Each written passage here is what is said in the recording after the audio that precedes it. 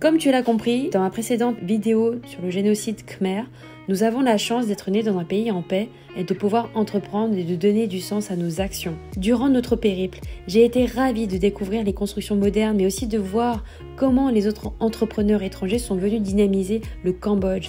C'est cette autre facette et cet autre visage de ce pays qui m'a donné énormément plein d'espoir et que j'ai envie de te faire découvrir avec ce petit pêle-mêle. Petite parenthèse, si tu souhaites directement découvrir des vidéos et des contenus dédiés au bubble tea ou à l'entrepreneuriat, je t'invite à cliquer sur mes différentes playlists. Et si tu souhaites découvrir mes différentes formations et accompagnements pour lancer ton propre bubble tea bar, il te suffit de t'abonner à ma chaîne et surtout de cliquer sur le lien vers la Bubble Fire Academy en description de cette vidéo.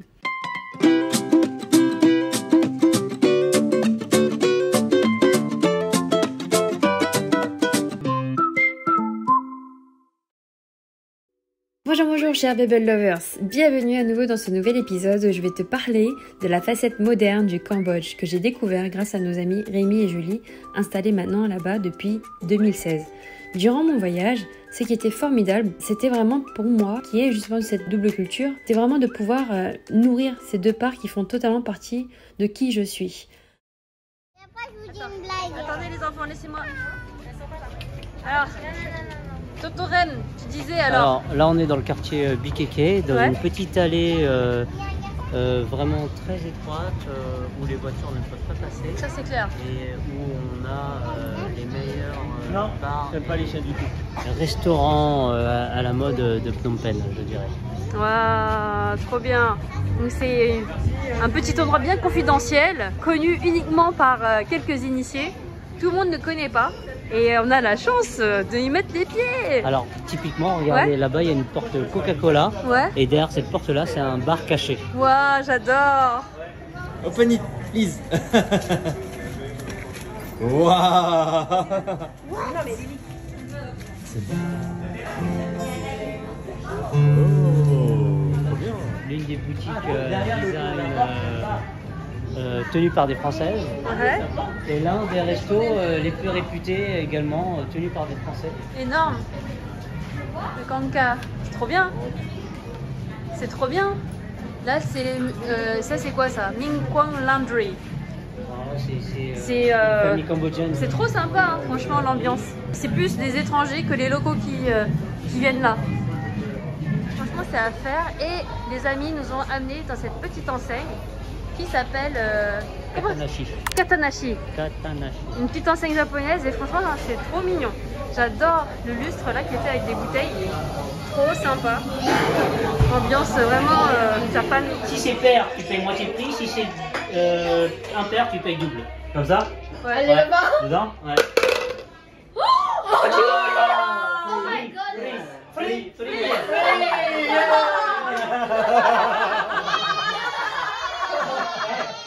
Comme je fais. Non, Chichi, Ning, c'est là. C'est là, dans la grande assiette. Ouh là là. Allez. Attention, Oh my goodness. allez. On dit merci en japonais. Comment? Arigato. Ça s'appelle comment? C'est macro ça? C'est du macro. Macro, grillé. Miam, En miam, fait, miam. au chalumeau. C'est cru et il juste grillé le dessus. Ils ont déjà fait. Thank you. J'ai pas dit que j'aimais la ici, juste quand c'est trop de Miam, miam. Parce que j'ai l'impression qu'il est cuit quand même. Ici, il y a des vrais japonais tout le temps. Des fois, on va dans les bars cachés. Ouais, il passe à des petits plats, la suite comme ça. C'est pas ça des Oui. Campé. Alors? Miam, miam, j'ai goûté tout de suite. Wow, mais ça n'arrête plus. Chimique, avec le gyoza.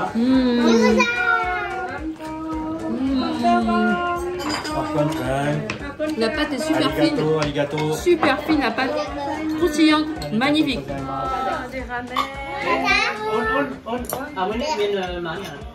Qu'est-ce qu'on fait tonton alors avec ce plat? Il faut tout mélanger. Les légumes, l'œuf avec la viande, là tu mélanges tout. Pour la petite histoire, le par, il tire son nom d'une expression japonaise signifiant sortir des sentiers battus. Et clairement, le menu, il reflète vraiment bien le concept. La cuisine japonaise est vraiment savoureuse. Le propriétaire ne s'est pas contenté justement d'apporter que cet aspect savoureux. Alors je ne sais pas si je prononce bien, mais Yuta Yamauchi, qui dirige la chaîne de restaurants au Japon et à Singapour, dit que le modèle de fusion de Katanashi a réussi à l'étranger car il voulait justement apporter une option japonaise moins traditionnelle, mais surtout moins chère. Et c'est ce qu'il a fait à Phnom Penh. Donc nous, avec les enfants et avec Im, on a adoré vraiment ces petits jeux d'ambiance typiques à la japonaise. Et surtout, la carte était tellement alléchante que c'était vraiment trop difficile à choisir. Heureusement que les potes, ils étaient là pour nous aider à choisir les bouchées, un peu fusion, avec des plats signatures, mais vraiment incroyables. Le niveau de qualité-prix est imbattable, tout coûtait moins de 4 $. Donc je vous invite vraiment à y aller. C'est en train de bourrer papa. For free. Papa, c'est grâce à qui? C'est grâce à nous. Tonton, il n'a pas le même format. Hein, tonton. C'est pas du tout les mêmes formats de pommes de bière. Im, tu sais, le but c'est de se réveiller demain matin. Si on se réveille pas, on fera la snack. Allez. Ça, j'adore l'ambiance. Vraiment, on a l'impression d'être dans des petites ruelles Japonaises. Ouais, japonaises. Un peu plus. Ah, j'adore. Ling Ling, elle a l'impression de mettre les pieds au Japon là. Ça, c'est. Ouais, non, c'est. T'as quoi d'autre spécialité là? Oh my godness. On n'a pas le temps de tout voir, tout tester, tout manger. Là, on c'est est pas full possible. là. On n'a plus de place. No more place. Ça va, il est pas trop fatigué les filles? Non.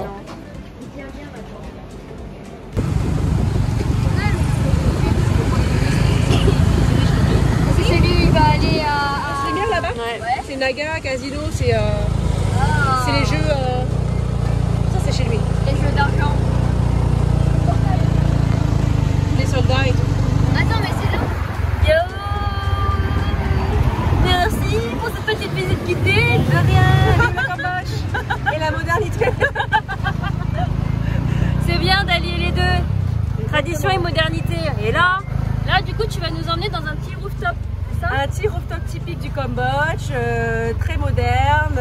Vous allez voir, on va avoir une super vue sur Phnom Penh. Waouh. C'est pas le plus haut des rooftops, mais voilà, c'est déjà ça pour le peu de jours qui vous restent. C'est juste là. Yeah. Et là, on va y aller. Yeah. Mais aussi, on y va? Ouais, on y va. Le truc à faire à Phnom Penh, c'est le rooftop de chez Aquarius. Installé dans un bâtiment en béton élégant situé dans une rue bien verdoyante avec divers restaurants, franchement cet hôtel contemporain se trouve à 13 minutes à pied des berges du Tonlé Sap et à 11 km de l'aéroport international de Phnom Penh. Il y a une piscine là-haut. En fait, tout le monde peut voir la piscine. Et en fait, Et pourquoi ils l'enlèvent si pas vous avez là? ramené vos maillots de bain, vous Mais arrête auriez d'enlever nagé ton et on aurait pu vous voir dans Non, la mais piscine. arrête d'enlever ton masque. Bah, c'est comme ça. C'est trop bien. Bah, Si on n'a pas ramené le maillot de bain, on n'a pas prévu ça. ouais, dommage. L'établissement possède un restaurant-bar en plein air avec une ambiance hyper détente. Franchement, cette piscine à débordement avec des chaises longues sur le toit, c'était oufissime. On a adoré avoir cette magnifique vue qui surplombe le tout Phnom Penh. D'ailleurs, si on avait eu plus de temps, on aurait adoré faire le tour de tous les autres rooftops. Il y avait aussi le Moon, l'Eclipse, le Sky Bar, le Rosewood. On n'a pas eu le temps, vous l'avez compris.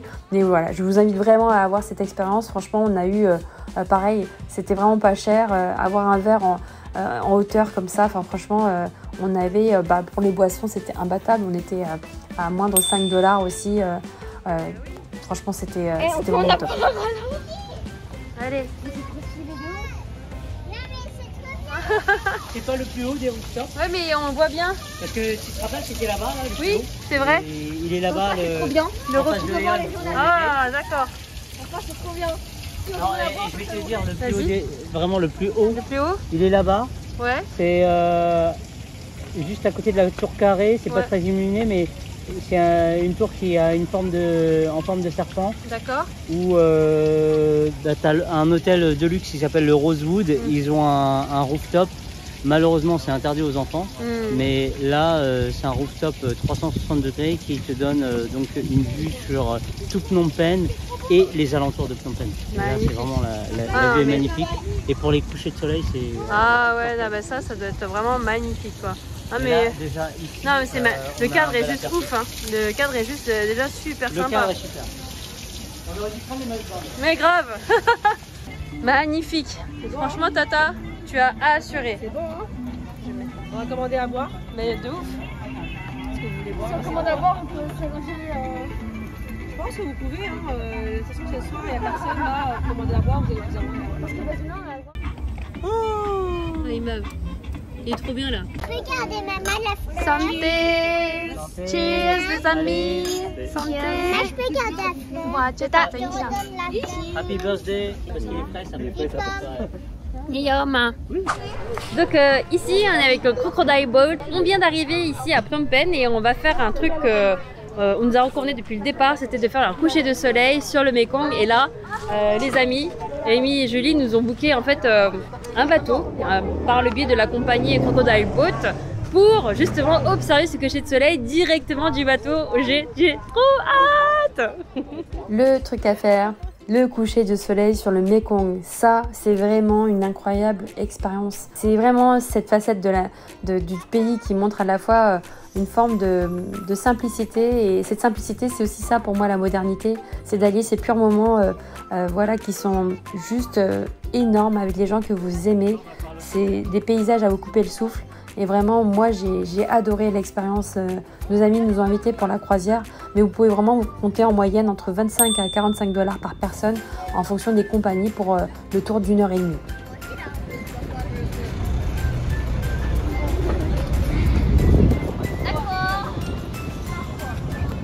Wow, le sun is shining.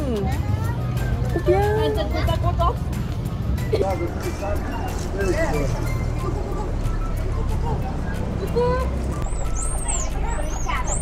Julie, elle vient de nous dire un truc, c'est que là-bas, c'était un potelin de terre qui était... tu peux m'expliquer là? Là-bas, là, on Ouais. appelle Corpik, Diamond Island. Ouais. Il y avait pas de terre avant. Et en fait, ils ont ramené plein de sable et tout, ils ont construit une île. Carrément. Ouais. Mais Donc du coup, là, il y a plein de ça se construit business sur l'eau, quoi. chinois dessus. etc. Ah ouais. Là, on est sur le croisement entre le Mekong et le Tonlé Sap ici. Voilà, Tonlé Sap et Mekong. Voilà, les deux arrivent ici.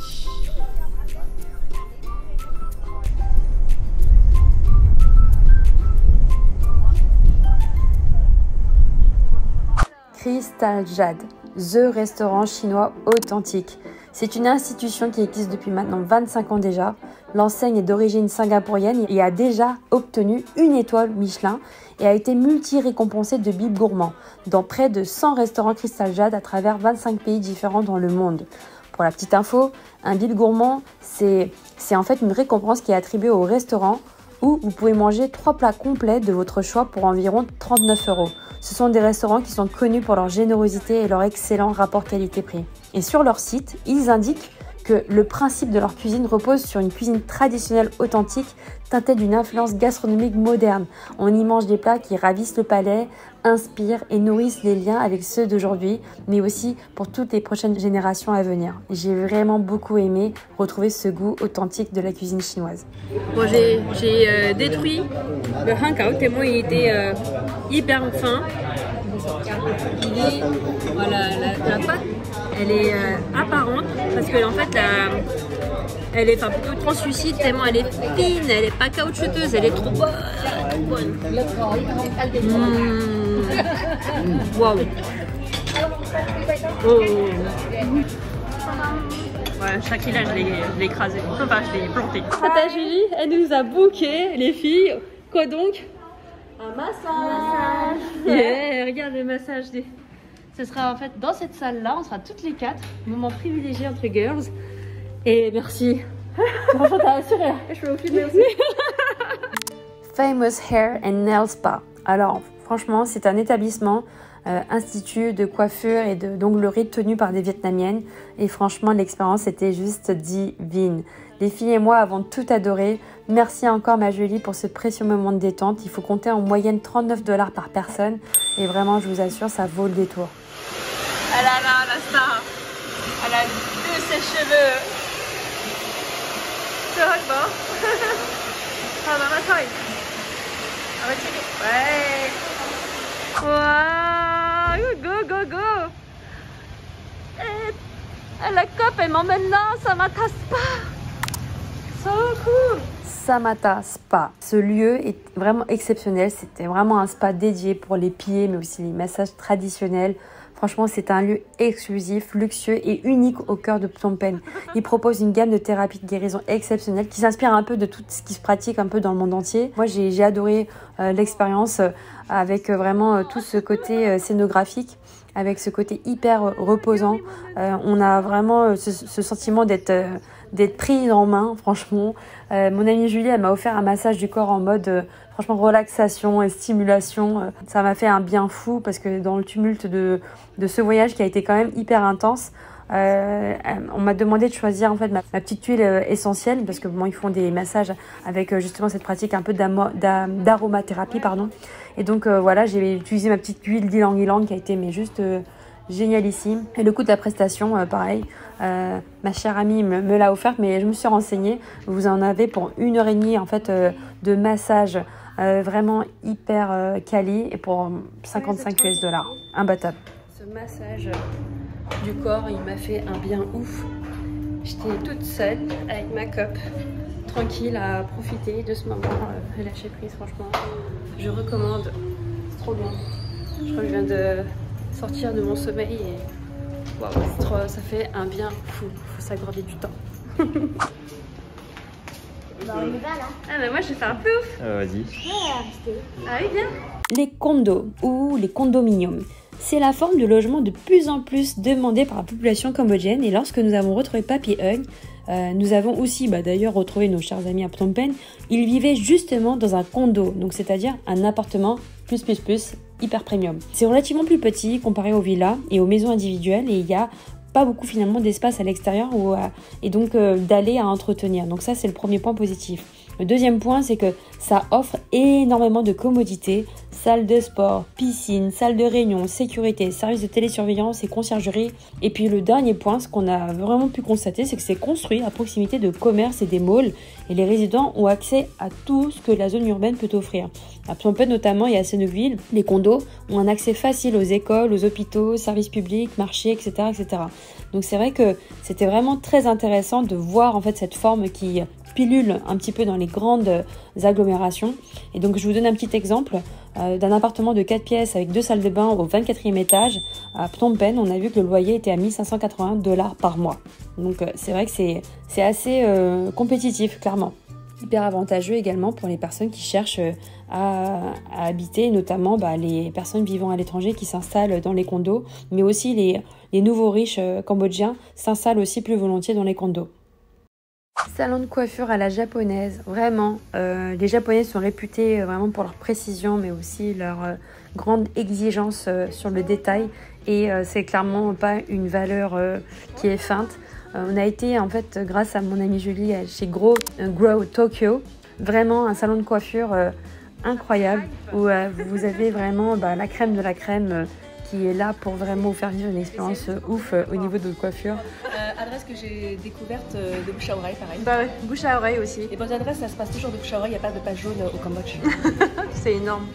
Et donc là, en fait, c'est un style plus occidentalisé, même dans l'approche au niveau du hairstyle, tu trouves? C'est les Japonais en fait qui ont fait ça. Ah, c'est bien. Donc formation japonaise. Ouais, en général, les Japonais coupent super bien. Après, les Cambodgiens, je les ai jamais pris, mais franchement, ça, elles se débrouillent vraiment très très bien. On va en profiter, on va se faire du bien à nos petites têtes. Hein. shampoo and outside part.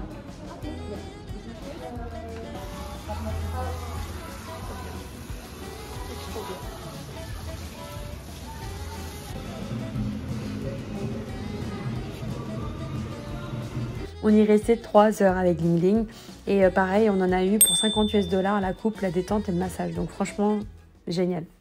Autre exemple d'implantation, les boulangeries Kaiser. Donc c'est assez incroyable parce que on a pu découvrir ça. Et donc l'histoire de la maison Kaiser, elle a commencé à s'écrire 8 rue Monge. C'était en 1996. Lui étant né d'une famille de boulangers, il a cherché tout naturellement à développer sa voie dans la boulangerie, mais encore plus à transmettre une vision à l'international. Ah ouais, effectivement. C'est pas chaud du jour, hein, j'ai l'impression. Si ça passe. Les croissants aux amandes, avec une petite crème. Les boulangeries Kaiser, c'est pas une surprise, vous allez en trouver vraiment partout dans le monde entier. Maintenant, la réalité, c'est que ce n'est pas tout à fait le même niveau que ce que nous avons l'habitude de manger ici en France. Mais voilà, pour des gens qui sont en manque de la cuisine et des spécialités françaises, ça fait toujours plaisir. Voilà, donc on a eu le plaisir de tester. Et effectivement, ce n'est pas tout à fait comme on a l'habitude de le consommer ici à Paris. Alors Ça m'avait manqué. Un peu. il était comment? Bon. C'est quoi que t'as pris? Demain, ok. Ouais. C'est quoi que t'as pris? C'est quoi que t'as pris? Sandwich, jambon, fromage, plus cornichon. Et le cornichon, il est pas assez comme en France. Ok. Il est trop bon. On est où? On est Kema Pasta. Kema Pasta. Ok. Donc c'est un endroit lunch and breakfast où tu peux venir prendre des brunchs apparemment. Et du coup c'est marrant parce que tous les codes un peu, même le service est à la française. C'est un truc, bon ça fait très guindé mais en vrai le menu est hyper accessible. Donc c'est assez, c'est marrant le mix de culture. Donc, voilà. Kema Pasta, en fait, c'est un café-restaurant français qui est complété par une petite épicerie fine gastronomique dédiée à servir le meilleur des plats français sans chichi. Dans une atmosphère vraiment à la parisienne, un peu cosmopolite, qui rappelle vraiment l'ambiance cool et chic qu'on a justement dans la capitale française. Sur le beurre, hein. Ça sent le pur beurre. On dirait que ça a été fait par un feuilletage. là. Un vrai feuilletage. Ah, il est... Là, je vais goûter avec toi, je vais pas tout prendre. Ah non, mais pas goûte, raisonnable. goûte. Ah oui. En termes d'expérience, on a vraiment retrouvé le goût de la France. Le brunch était à un prix imbattable de 21 US$. C'est bon, hein? C'est bon. Franchement, Les œufs Florentine, ils ont l'air méga bons. Miam miam miam. On a appris grâce à notre ami Rémi que les fondateurs français, Kema, ont investi le territoire khmer et que du coup, il y a une majorité des employés qui sont en fait des élèves de PSE, une ONG qui a réussi à sortir de la misère tellement d'enfants. Donc vraiment, c'est incroyable ce qu'ils ont réussi à faire. La transmission, voilà, au niveau local, la majorité des employés étaient juste cambodgiens et c'était magnifique. Me voici dans le cabinet médical de Julie qui met en place également un pôle soins qu'elle est en train de développer. Donc deuxième activité en parallèle de sa médecine générale, elle met en place la médecine esthétique et je vais tester de ce pas les différents soins qu'elle m'a proposés. Donc je suis pas maquillée, normal, hein, mais elle a formé en fait une nana au Cambodge et qui du coup en fait va dispenser les soins sur moi. Donc elle a ouvert son premier cabinet en France du côté de Montrouge. Et quand avec son conjoint Rémi Huc, il y a déjà 6 ans, ils ont décidé de tout vendre et partir au Cambodge, la tâche était loin d'être simple parce que c'était un environnement où personne clairement ne vous attend quand vous arrivez en terre inconnue. Donc elle a amené son expertise mais surtout monté une équipe locale khmer à taille humaine. Elle a su gagner le respect de son équipe et de ses patients, mais surtout à continuer de nourrir de ses valeurs profondes, donc le respect, la bienveillance et l'engagement. C'est une véritable professionnelle devenue référente pour l'ambassade de France du Cambodge et la voilà maintenant en train d'ouvrir son deuxième établissement en médecine esthétique. Moi, je suis juste fan. Voilà, j'espère que cette vidéo elle vous aura plu, qu'elle vous a permis de montrer un autre visage justement du Cambodge sur la partie à la fois économique, sociétale, mais aussi d'un point de vue social.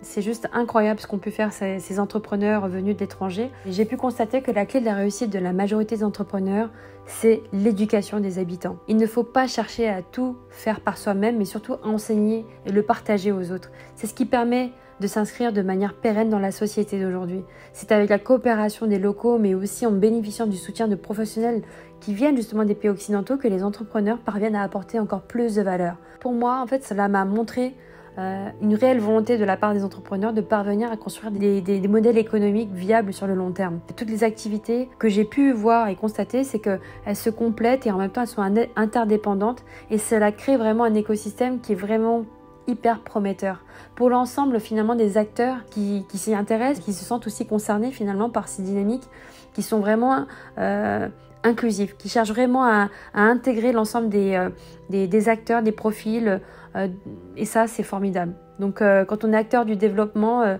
on se rend compte que quel que soit en fait notre niveau, notre situation, on peut en fait contribuer à ces modèles-là et ça c'est formidable. Donc n'hésitez pas, si vous avez aimé, à lâcher un petit pouce et un petit commentaire également. On se retrouve pour le prochain épisode à la découverte de l'île paradisiaque de Korong.